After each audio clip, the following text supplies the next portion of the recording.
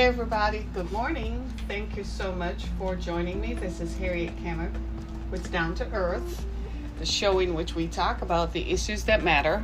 And it's Thursday. Am I correct? It's Thursday, right? Yeah, it's Thursday. Might be having a little difficulty here because the week is moving too fast. And I don't like it. It's Thursday, and it's Wear Teal Thursday, so I'm all bedecked in teal jewelry, right? Like my necklace. Don't you just love it? Just all bedecked in teal jewelry. Sometimes a girl just wants to have fun, right? Just want to have fun. Girls just want to have fun, right? You just want to have fun with being a girl and so on. I know most TV anchors that you're used to, I'm not one of them, are kind of stiff because they are embodying what they have been told to do. That you to be taken seriously, that you need to be staid and so on. For me, I just kind of let my personality hang out there a little bit. Yeah, because I think that's what it's all about anyway, right? I'm just me, right? So today's Thursday, it's Wear Teal Thursday, and I know most of you guys are probably like, I don't know that I wear teal. And especially as we're approaching March, so it's going to be St. Patrick's Day in a couple of weeks, right? And we all wear green on St. Patrick's Day. I probably will wear green this year. I'm pretty sure my Irish ancestors are probably like screaming because I rarely ever wear green during St. Patrick's Day. Why? I don't know. So the other day somebody reminded me, and I'm like, oh, okay, I'll try to remember. So I'm a multi-ethnic person, so I have mixed heritage, and I love it, right? And don't you just love how people get together and then we make human beings and we all come out looking a little different, right? So today on our show, we're going to talk about one of these things that impact women especially, and it's a sensitive subject. So if you have a wife or a girlfriend, or if you have a daughter, or if you yourself are a woman, this is something that you're probably going to find that concerns all of us. So I want to talk about unconsented pelvic exams. It's happening a lot. Sucks, but it is happening, and it is happening when we are knocked out and unaware. And that's not fair. Is it fair? I don't think so. Do you think it's fair? No. So I want to ask you guys, if you're a guy and you go in for a standard procedure, like you go into, complain that you need something in your throat examined, and then they tell you that they have to put you under anesthesia, and then you wake up to find that the doctor had actually probed your anus for a rectal exam. How would you feel as a guy? Because he told you it was medically necessary. So you went in for something in your abdomen, God forbid, and then they probe your genitals. Would you like that? Or let's put it this way, you go in for something with your abdomen and the doctor examines your penis and you didn't know that, and you wake up feeling sore and you're like, what the heck happened? And they tell you, well, we have to take a look at your penis to see. Would you guys like that? No, I know you guys right away started covering your genitals because it felt uncomfortable. Well, that's how we women feel. That's what's happening to us. And lately we've been uncovering and talking about bias in healthcare. And in uncovering bias in healthcare, it runs the gamut of whether it's racial, socioeconomic, right? Or just gender bias, period. And what we're finding is that there are biases in healthcare, which is sensitive to all of us because we go to the doctor when we are what? Most vulnerable, right? We go to the doctor when we can't help ourselves.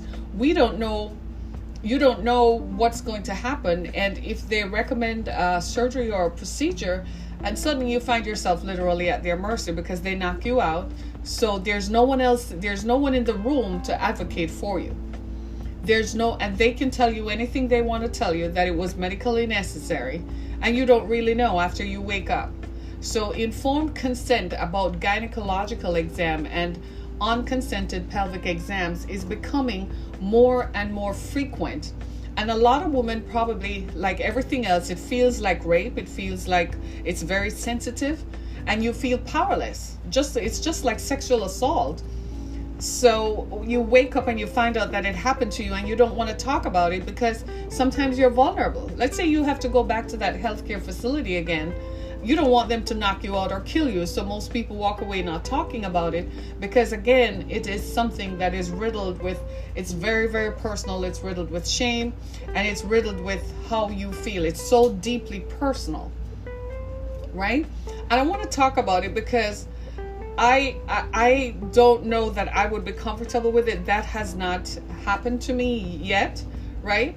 But, and this is why I try to find a doctor whom I am comfortable with, whom I can rely on, and whom I can best assess will not do something to me when I'm most vulnerable that I can't help.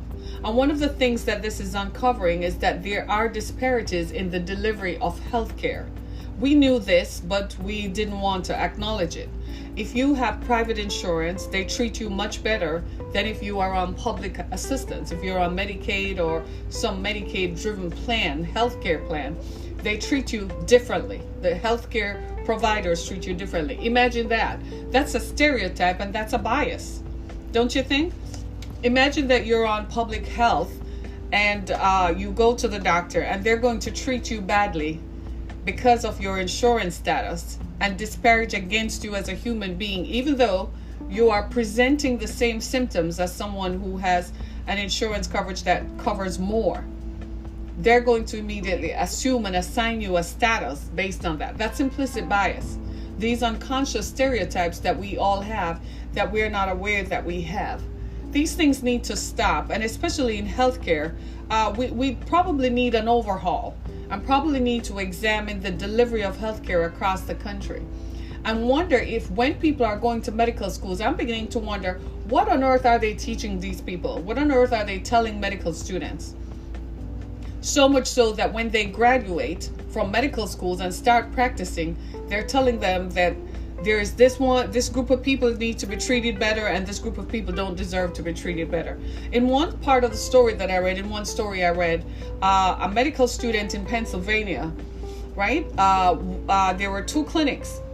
One clinic across the street dealt with people who had private insurance.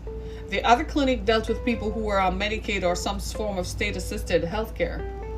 And the people who were at the clinic across the street, obviously that clinic looks better and blah, blah, blah, they didn't perform unconsented pelvic exams on them. In fact, those people at that clinic were not treated by medical students. The people at the other clinic, though, they were treated by medical students, and they performed unconsented pelvic exams. You know what that is? Unconsented pelvic exam? An unconsented pelvic exam means that they are touching your genitals and they're teaching students how to push. I'm going to read it to you. One medical student said while the patient was out, he put his hand in the patient's vagina. Are you all hearing me? He said, one medical student, I'm disgusted by this because it's almost as if you're a scientific experiment and your body has become a tool. In the past, some medical doctors have said, well, if you consent to treatment from a teaching facility, chances are you are going to be treated by a medical student. Okay, fine, but don't put your hand up in my body. First, let me know and let me consent to it. Because who knows? This explains why people wake up going for a surgery and then you come out and you find you can't get pregnant afterwards. All of a sudden you have all kinds of other issues that you didn't go into the surgery for, because while you are under, they're probing you and pushing their hands up in your body. So I want to ask, who the hell lets them get away with it? In fact, some laws across the country are changing. In 15 states, the laws have changed, and they are now requiring that that physicians must have informed consent. Can you imagine you take your daughter? Let me tell you what happened to me. My oldest daughter, when she had just turned 18, right? I took her, she was in college. I think she had just started college. She came home and it was time for, I said, it's time for me to turn you over. because you're now over 18, you can consent to your own now, and so on. No, she wasn't 18 yet. That was the key. She was on the brink. She was 17 into 18. I took her in for a gynecological exam because I'm like, you're getting older. It's time. Hey, good morning, right? And I said, so when we went to the doctor, the gynecologist, or the primary care referred us to the gynecologist. The gynecologist said, discussed HPV vaccine. You all know what that is. My daughter was about to go to college. At the time, the HPV vaccine did not have enough it didn't have enough studies, or it didn't have enough research to tell me what the long-term effects are. I don't like using, if the vaccine has been studied and there is a history, then I'm good with it. But HPV vaccine, I wasn't so sure about that. I thought they were just pushing it to make money. It didn't seem like it was something, right? So I told the doctor I needed to step out of the room because my daughter was going to be examined. I wanted to give her privacy, right? And being a parent, I wanted to give her privacy because, you've taught them good touch, bad touch. So they know by the time they're 17, they're well aware, right? Would you believe I stepped out of the room? And that dumbass doctor, that wicked ass doctor, gave my daughter and the HPV vaccine. Did I just tell her I don't want my daughter to have it? She convinced my daughter that because she was going to go to college, she could contract HPV because college students apparently just randomly have sex. When I came back in the room and found out, I raised holy hell. I don't know what happened to the eventually I think that doctor encountered some issues with the practice that she was a part of, because I gathered that I was not the only person whom she was likely doing that with. Sorry. My device needed charging and I didn't realize it, right? And I have to get my stuff, right? I kid you not. As you can see, this is live and it's interactive. So I'm on my own today. So God bless me, right? And can you believe it? The doctor, she actually did. Man, I complained. I raised holy hell. I'm like, why would you do something like that without my I told you explicitly I did not want my daughter to have that, right? Because there were not enough studies. And I knew what I was talking about. I said they had just introduced it about 6 years before or less. And I didn't think that at the time there was enough data to track what kind of long-term side effects that these things have. Sometimes the side effects of these things are irreversible. This is not like your regular random garden variety flu shot or garden variety shot against malaria or something that we now have decades of irrefutable evidence to study to say that, well, you can go take the malaria or measles shot because nobody has died from it. You see what I mean? This was HPV vaccine that is elective. It's not even mandatory because you don't have to, depending on who you are, right? And would you believe the doctor did that? I raised so much holy hell. My daughter, when she became an adult, eventually changed doctors. She was like, this is what happens. And the doctor, I now recognize, by the time that happened, I began to see her as someone who was arrogant and who perhaps because of their training think they're gods, because they're touching your body, they're pushing their hands up inside of you, right? They're operating on you, cutting your skull open, cutting your chest open, doing all kinds of stuff. I think doctors tend to think they have a godlike presence. Don't you think? They think they're gods. Nothing ever happens to them. You come to them and you're sick, right? But that doesn't mean that you have the right to examine someone when they're out. And I'm asking you guys that. How would you feel if you go into the emergency room because you're complaining about some abdominal pain, and while you are out and under, they stick a tube up into your penis or strip your penis or do whatever they do, and you wake up and you're like, oh, that feels uncomfortable. You went in for something with your abdomen, or you went in for something with your chest, and now next thing you know, they have violated your privacy, overridden your own consent. So now a number of states are saying, wait just a minute, this is rampant. What we're finding is that medical students are primarily the gifters at this. They're the ones who are instructed to do this. Because a regular doctor knows that a full-fledged physician knows he really should obtain consent. One woman in the story said she went into the hospital because she was having surgery on her abdomen. She was vomiting uncontrollably. Listen to this. She was vomiting uncontrollably and went into the emergency room. Are you listening? Vomiting uncontrollably. Where does the vomit come from? Your stomach. She told them, they asked her if she would consent to a pelvic exam. She said no, because she was a sexual abuse survivor as a child, and she's celibate, and it triggers memories of her, so please don't examine me. When she woke up, she found herself with her legs in stirrups, and the doctor had the spectrum, the cold thingy, inserted inside her vagina.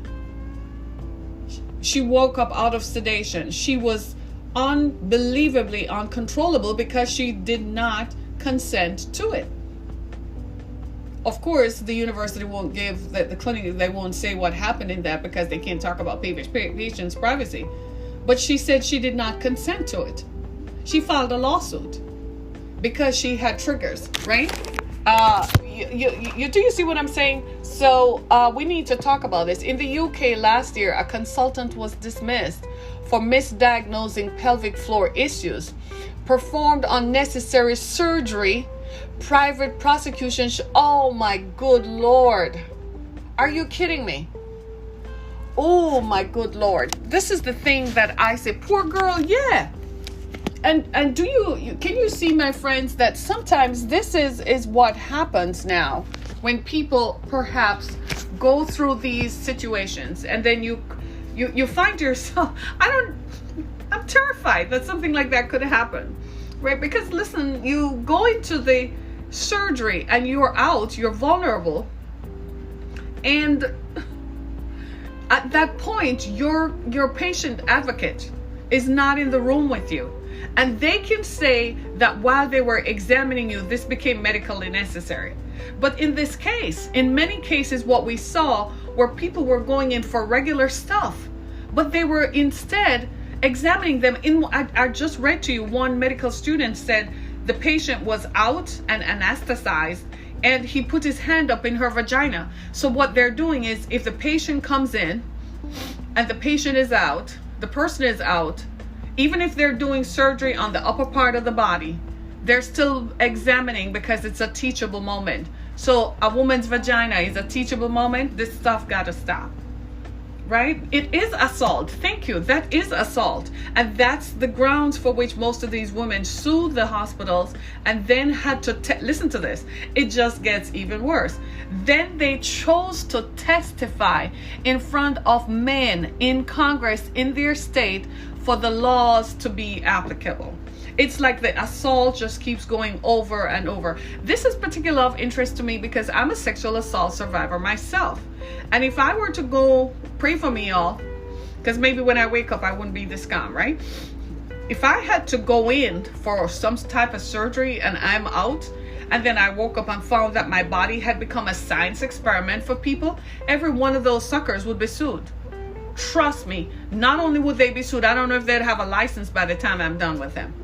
It's just unbelievable, the kinds of, there's no empathy. It's just unbelievable how people with rapaciousness just overtake people without power. They wouldn't do that on Michael Bloomberg.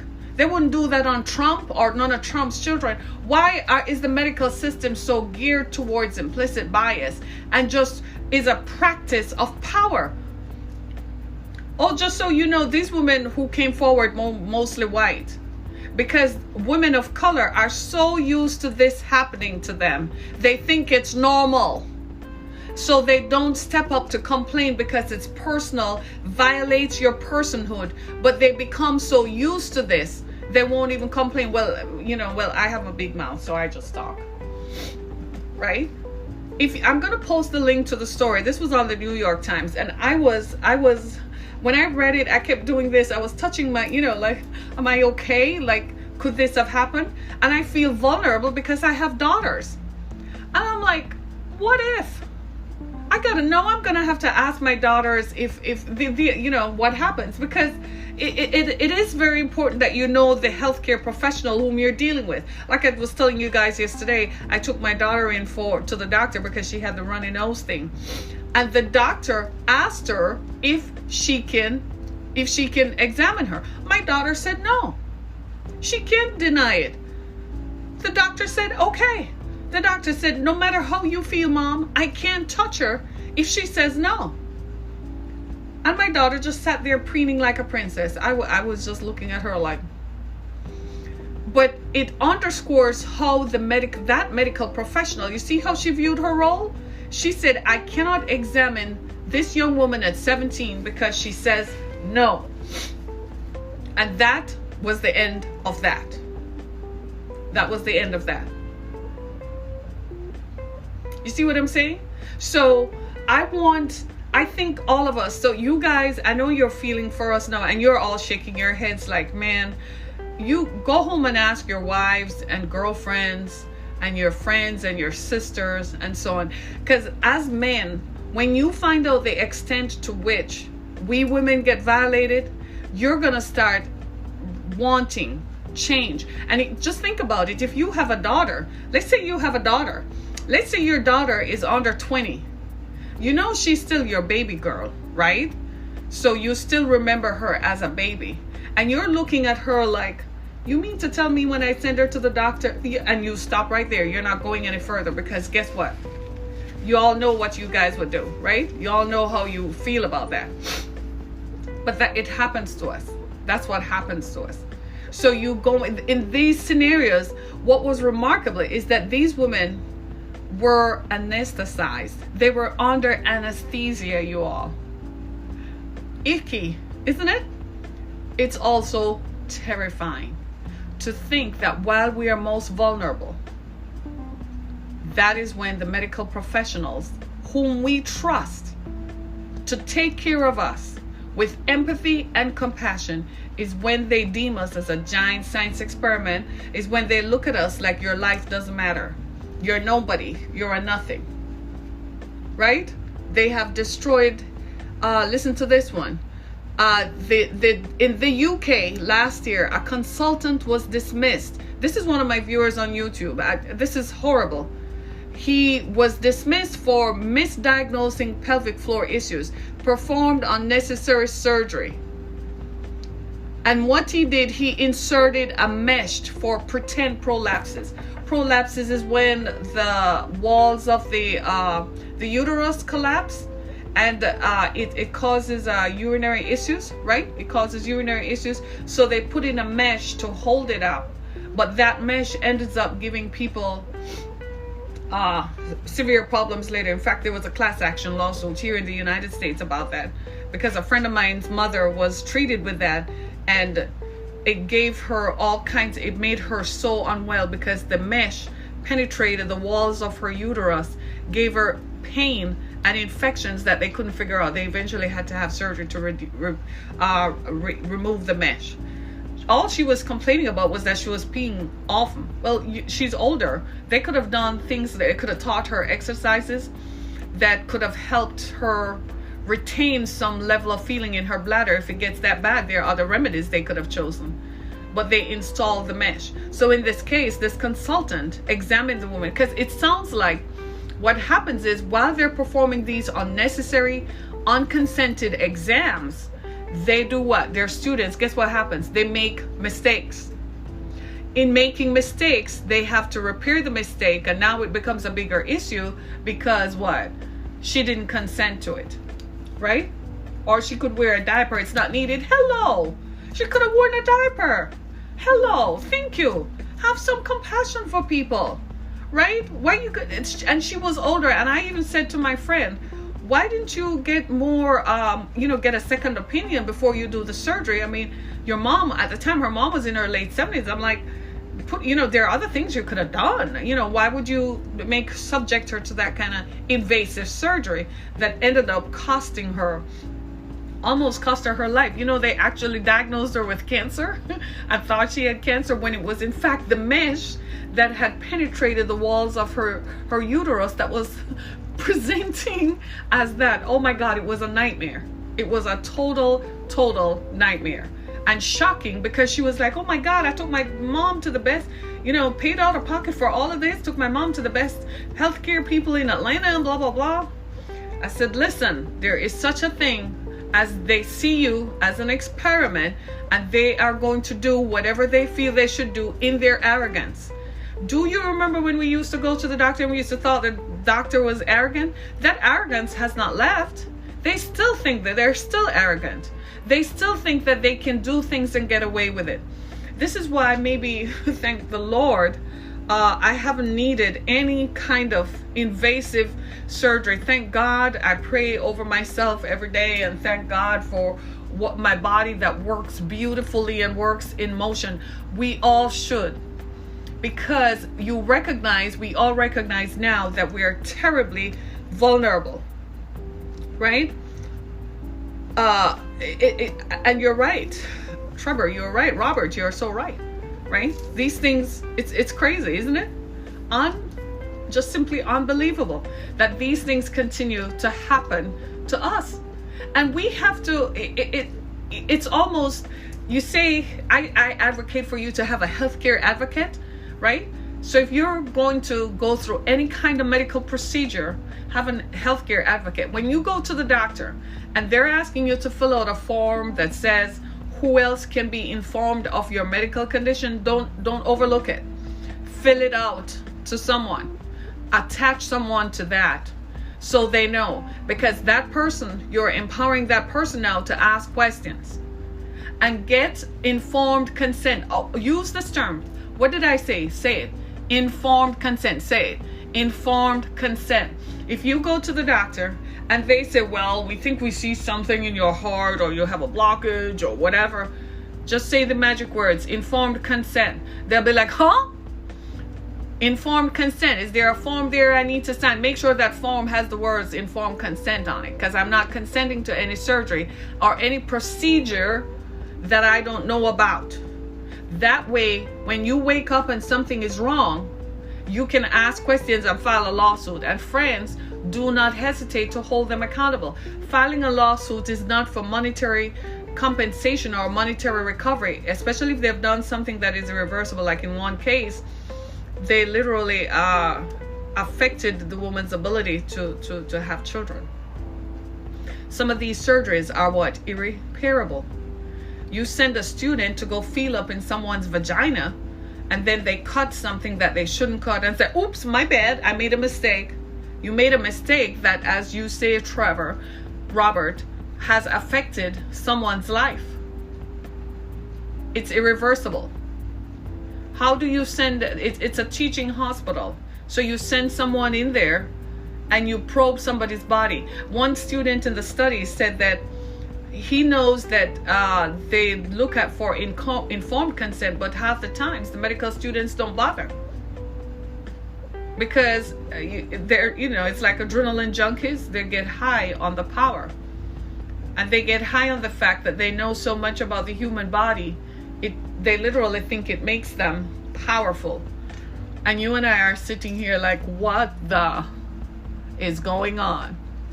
We're literally sitting here like, seriously? So you mean to tell me that I'm nothing but a giant turkey experiment, and my body is nothing but a giant turkey for them to insert a turkey baster? You want to know what it's like to be, this is why I don't understand sometimes how there are certain people who were born men but want to be women. I'm like, what do you find so fascinating? Here's what happens when you go into the doctor for a pelvic exam. You have no dignity. You strip your clothes off, which is stripping off your identity and your personhood and your individuality. You put on a hospital gown, right? That has no back. It's no lie, because they want to have access to your body, right? And then they make you open your legs. My grandmother used to say one at the east, one at the west. And they're probing inside you. And while they're doing it, there are like 3 other people in the room. Feels like rape or sexual assault. But at least in that scenario, you have given consent. So they're looking for whatever it is that you are complaining about. In the story that I just told you about this young woman in Utah, she went into the emergency room because she was vomiting uncontrollably, right? When she woke up and the doctor had her two legs, one at the east, one at the west, and he was probing her, you know what he was looking for? To see if according to him, he was looking to see if she had a sexually transmitted disease. She told him that she was celibate and that she had issues as a sexual assault survivor. So she did not consent to a pelvic exam, but he did it anyway while she was out. And his excuse was he thought that her symptoms mimicked that of a sexually transmitted disease. That's how he thought he could get away with it. You know what saved her? They had done what? Blood work on her, and the blood work came back negative for any sign of sexually transmitted disease. Are you all hearing me? What does that tell you? Silence. I just let the radio silence just sit there for a minute. Unbelievable is all you can say. And she woke up, and it was hell on earth for that medical facility after that.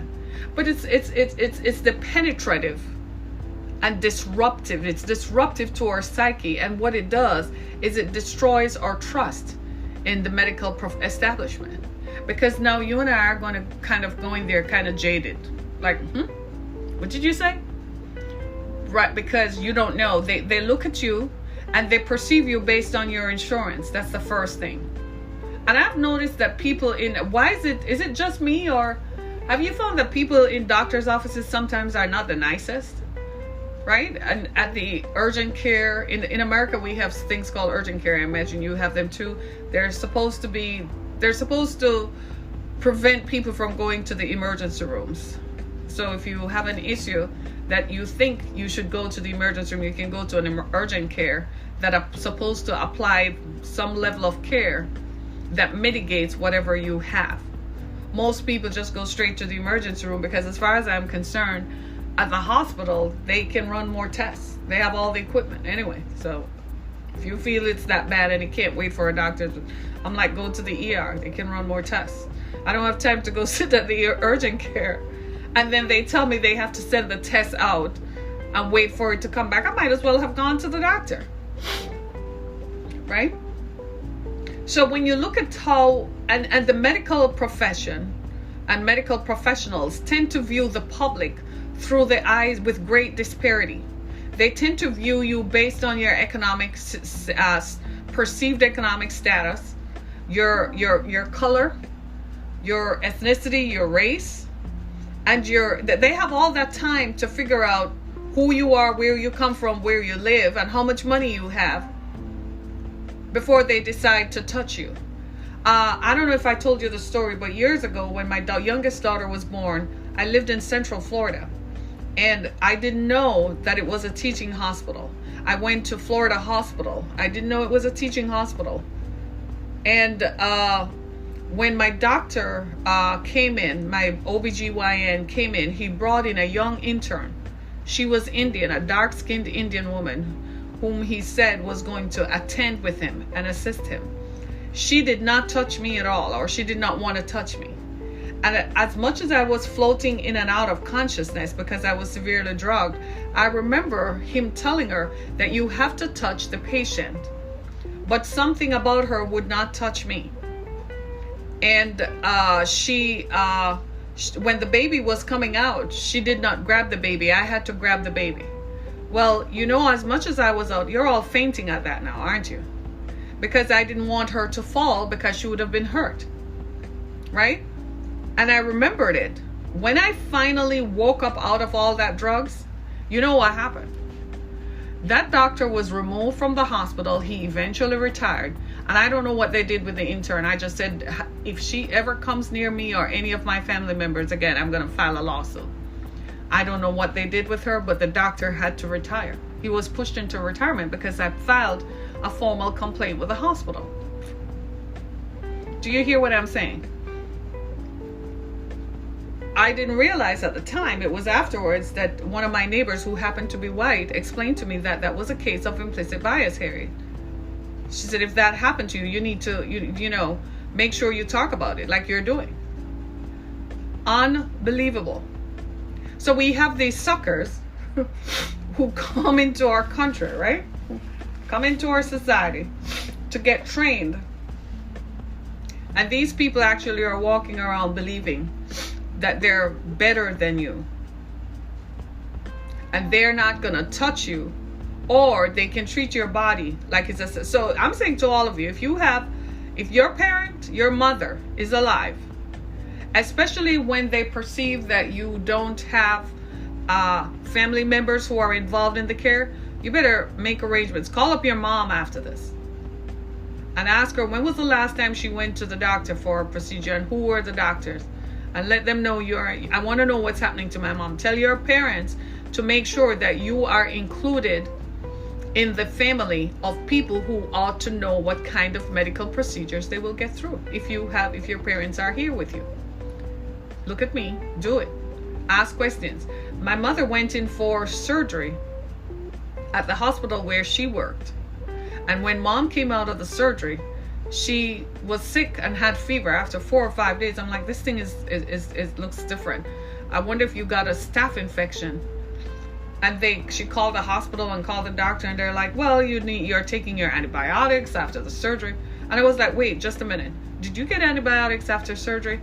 I said, they didn't give you antibiotics after surgery? Why wouldn't they give you antibiotics after they cut your body? So mom got so sick, I took her back to the hospital. Guess what?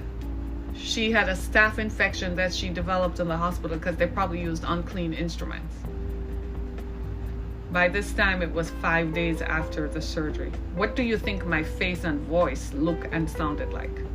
I threatened them with a lawsuit. I threatened to call the news cameras down there.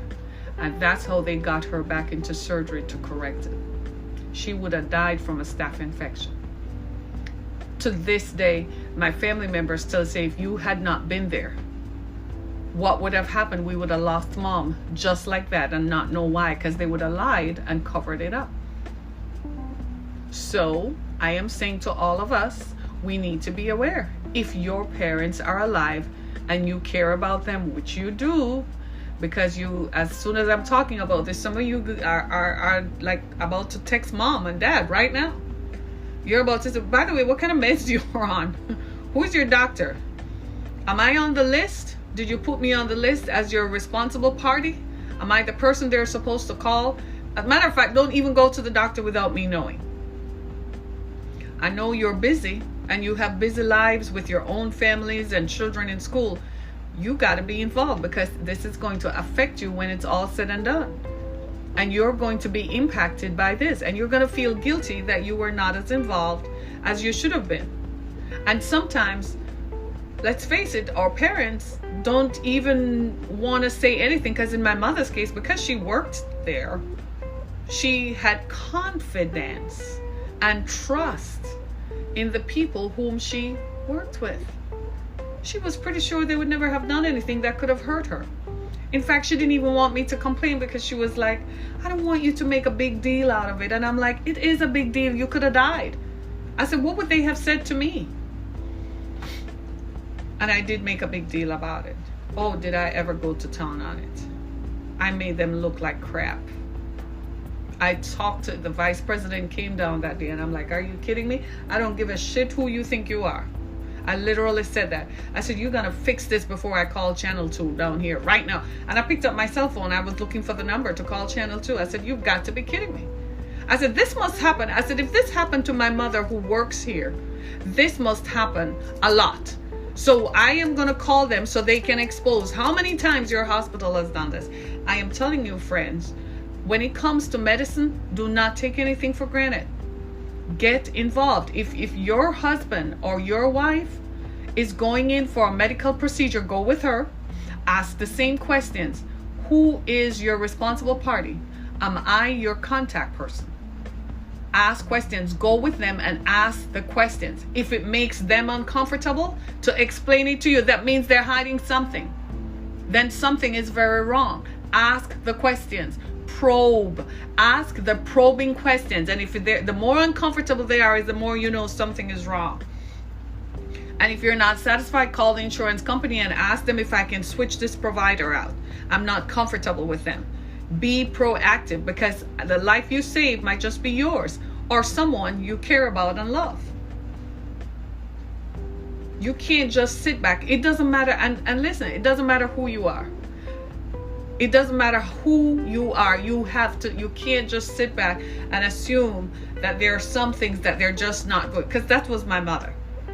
She's like, they're not going to make a mistake like that. And I'm like, yes, they do. And people die every year and they cover it up as on the death certificate because they're the ones explaining how the person died. And they don't get held accountable for the stuff that they do.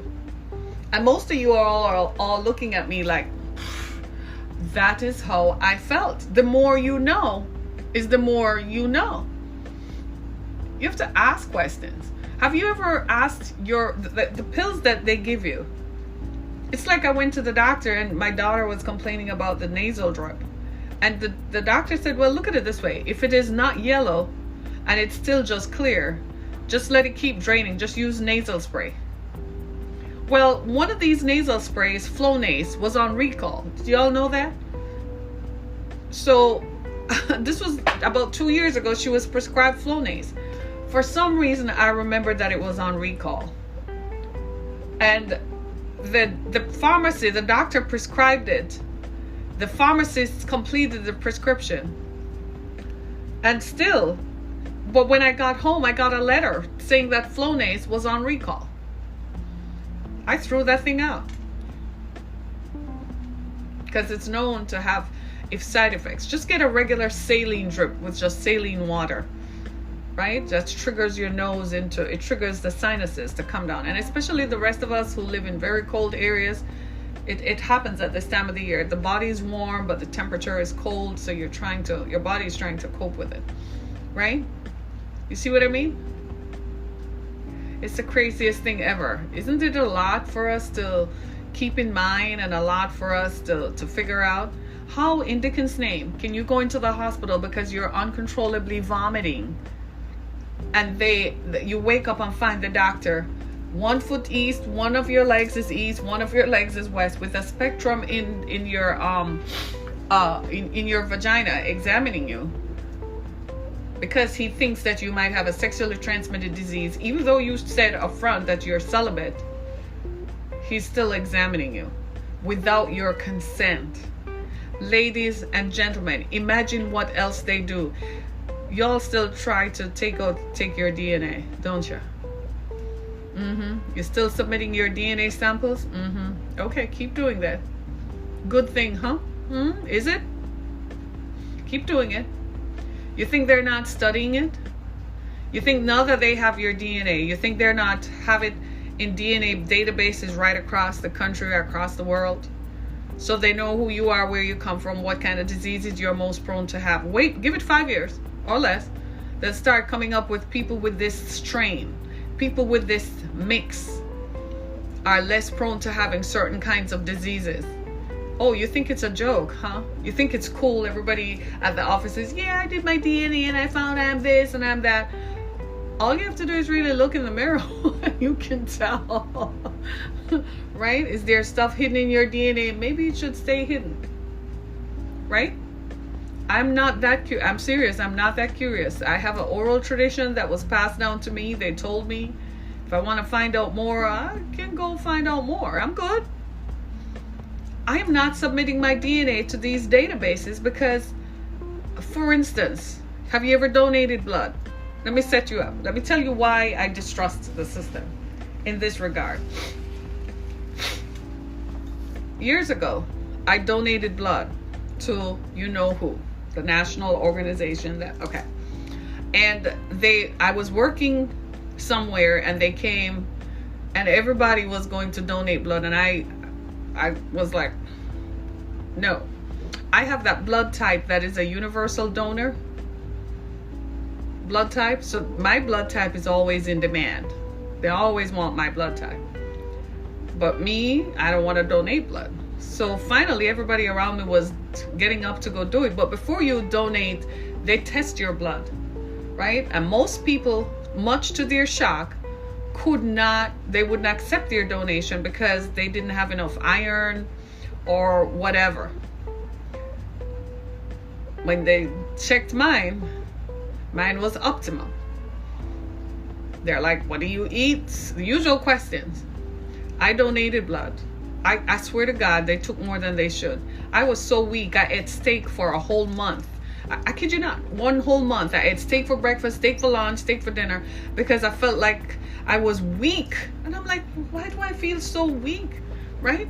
So I went to my doctor and I'm like, I donated blood, and she laughed. I said, that tells me enough. I said, never again. Now, I ended up in their database. I had to block their number. Then they called from another number. I had to go in my email to block them. They did not stop emailing and calling for me to donate blood. I will never do it again. This is why I know I ain't putting myself in no national DNA database. I don't want them come searching for me if something goes wrong. I don't know about you. Maybe you are bold.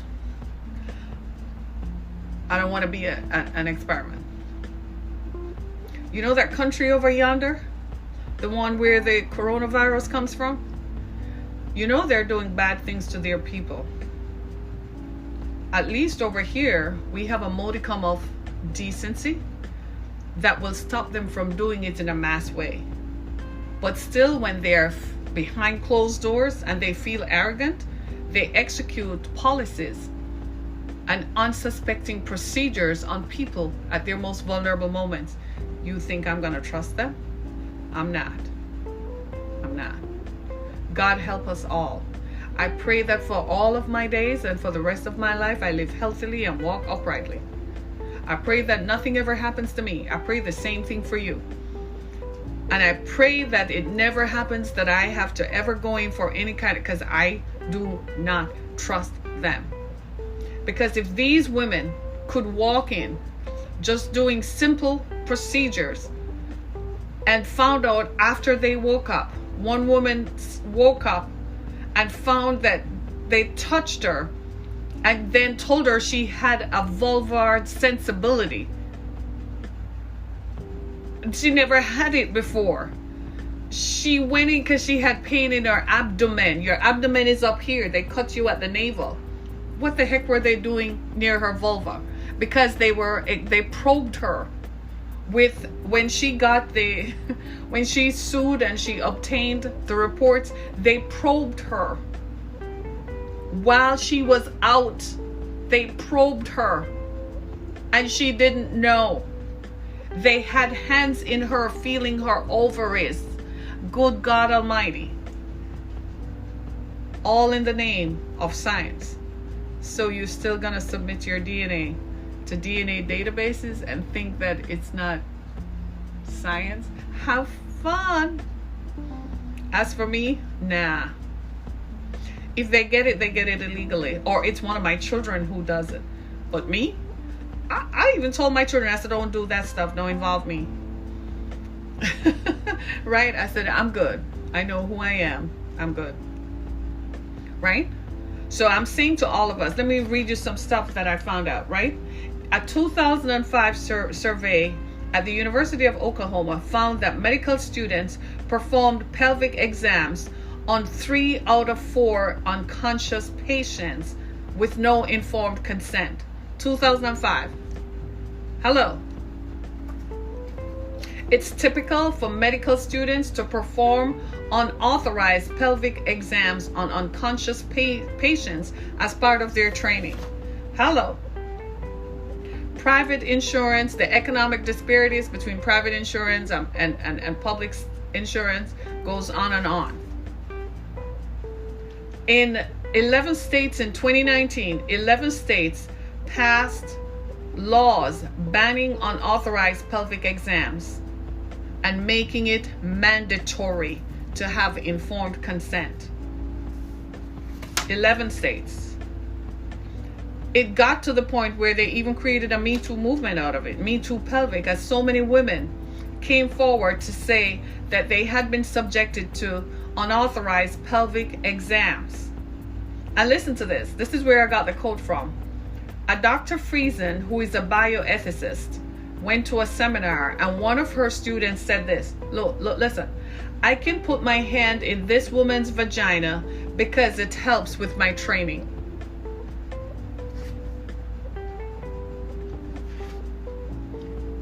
I'm done. An unconscious woman is vulnerable, and any exploration of her vagina amounts to rape. That's my story. My name is Harriet Kamek. Thank you so much for joining me. This has been Down to Earth. Thank you. Go to my website, harrietkamek.com, as well as share this with your family and friends. I implore you to become proactive in your healthcare decision-making processes, as well as those of your family members.